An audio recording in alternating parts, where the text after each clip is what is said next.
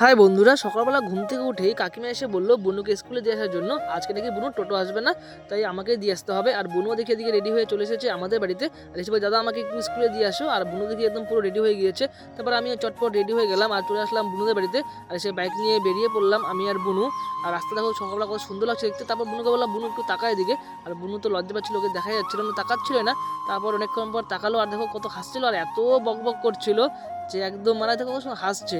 তারপর চলে আসলাম বিএসএম ক্যাম্পের পাশ দিয়ে যাচ্ছিলাম। এই রাস্তায় যাওয়ার সময় আমার এই ছোটোবেলার অনেক স্মৃতি মনে পড়লো। আর কারণ ছোটোবেলা বাবা আমাকে আর বুনুকে সাইকেলে করে এই রাস্তা দিয়ে নিয়ে যেত। আর এখন তো আমরা বড় হয়ে গেছি, আর এখন আমি বুনুকে নিয়ে যাচ্ছি বাইকে করে। সাইকেলের জামানা প্রায় শেষ, এখন বাইক টোটো এগুলোই চলছে। আর রাস্তাটা এখন অনেকটাই ভালো হয়ে গেছে, আগের মতো আগে অনেকটাই খারাপ ছিল, এখন একটু আর এদিকে অনেকদিন পরে যাচ্ছি। তারপরে চলে আসলাম বুনুর স্কুলের সামনে। আর বুনু ব্যাগটা কাঁধে নিয়ে নিল আর দেখো কি সুন্দর দৌড়াচ্ছে। আর ব্যাগ নিয়ে তো দৌড়াতেই পারছিল না, ব্যাগটা একটু বেশি ঝুলে গেছে।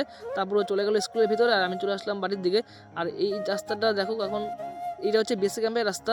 আর তারপর যেহেতু ঠান্ডা ছিল বেশ সকালবেলা বেশ ভালোই, আমি সোয়েটার পরে গিয়েছিলাম।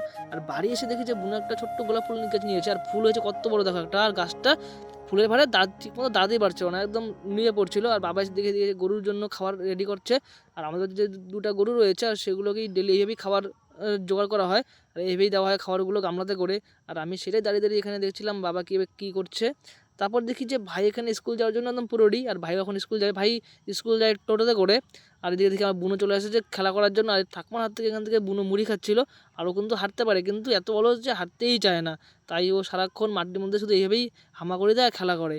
আর দেখো কত সুন্দর লাগছে দেখতে। তারপর মা অনেকদিন থেকে বলছিল দুটো টুল কিনবে, আর সেটাই দেখলাম সকালবেলা হরেক মাল নিয়ে চলে এসেছে। আর মা এখানে টুল কিনতে ব্যস্ত। তারপর দুটো টুল নিয়ে নিল। আর বাবা ছেলে দেখছিল যে টুলগুলো কতটা ভালো, কতদিন টিকবে কি না। পরে বলো না, দেখে বলো না, বেশ টুলগুলো বেশ ভালোই আছে, শক্তপোক্ত আছে, অনেকদিনই টিকবে।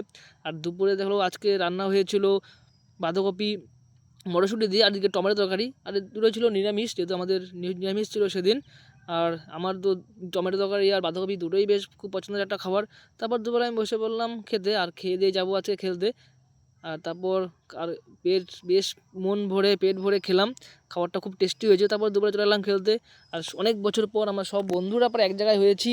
আর খেলাও কয়েকদিন ধরে বেশ খুব ভালো হচ্ছে। সবারই পড়াশোনার পাশাপাশি কাজের পাশাপাশি অবশ্যই খেলাধুলা করা উচিত। যেমন মন ভালো থাকে অবশ্যই তেমন শরীরও ভালো থাকে খেলাধুলা করলে। আর আমরা আমার তো প্রচুর ভালো লাগে ক্রিকেট খেলতে, ফুটবলও আমার খুব ফেভারিট একটা গেম।